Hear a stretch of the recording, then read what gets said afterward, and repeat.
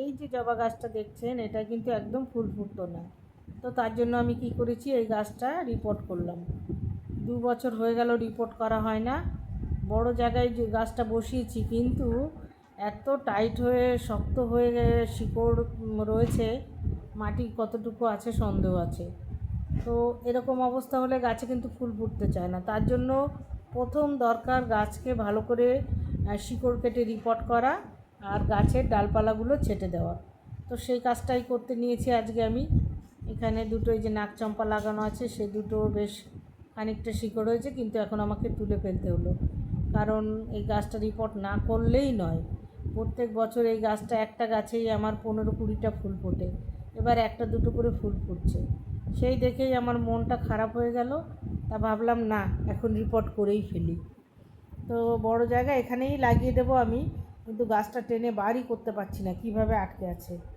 আর বালতিটাও অনেকটা ফেটে গেছে বলে আর বের করতে পারছি না। এই যে দেখো কীভাবে গাছে শিকড় হয়ে গেছে। গাছটা কিন্তু পুরনো গাছ বেশ, তো 2 বছরের বেশি হয়ে গেল রিপোর্ট করা হয় না। এই যে দেখো কী পরিমাণে শিকড় হয়ে গেছে তলায়, যার জন্য কিন্তু গাছে ফুল ফুটছিল না।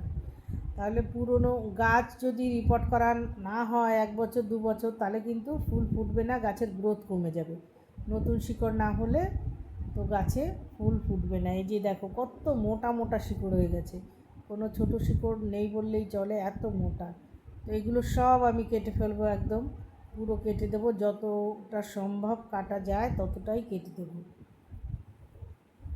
মাটিটাও দেখো জল দিই, মাটির মানে শিকড় পর্যন্ত জলও যায় না, এরকম অবস্থা হয়ে গেছে।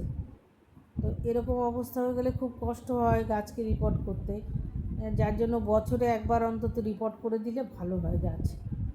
তো দেখা যাক গাছটা রিপোর্ট করার পরে কেমন কি ফুল ফুটলো, দেখাবো তোমাদের। আর গাছের ডালপালাগুলো কেটে দেবো। এখন যতটা পারছি শিকড়গুলোকে আগে কেটে নিচ্ছি তলার থেকে। এত মোটা মোটা শিকড় হয়েছে, যার জন্য কাটতেও অসুবিধা হচ্ছে। সাইড থেকেও কিছুটা মাটি যে ফেলে দিচ্ছি, আর এই সাথে সাথে যতটা কেটে ফেলা যায় কেটে ফেলছি। এবার অল্প মাটি সমেত কিছু শিকড় রেখে এবার গাছটাকে আমি লাগিয়ে দেবো।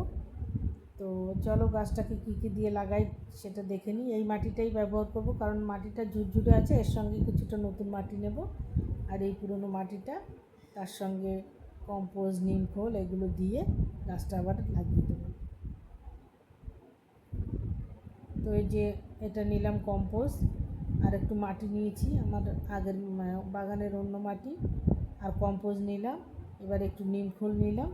এটা দিয়েই আপাতত গাছটা লাগিয়ে দেবো। তো গাছটা কয়েকদিন হলে তখন যদি মনে করি একটু সবজি ভেজানো জল বা কলার খোসা ভেজানো জল দিয়ে দেবো। আপাতত এটাই থাকবে, গাছটা আস্তে আস্তে সেটেল হোক, তারপর দেখা যাবে কি করা যায়। তো এই বালতিটা ফেটে গেছে, তো তার মধ্যেই লাগিয়ে দিচ্ছি।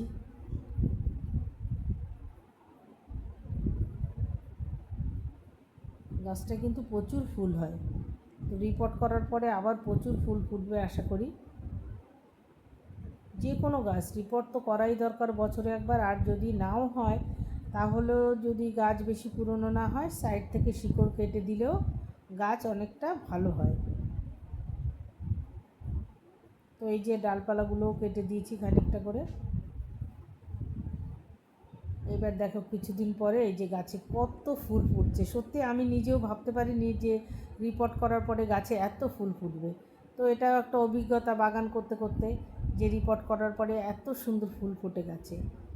তো এখন প্রতিদিন 10-12টা করে ফুল ফুটছে, আর কিছুটা আগা ছেটে দিয়েছি, আশা করি সামনে আরও ফুল ফুটবে।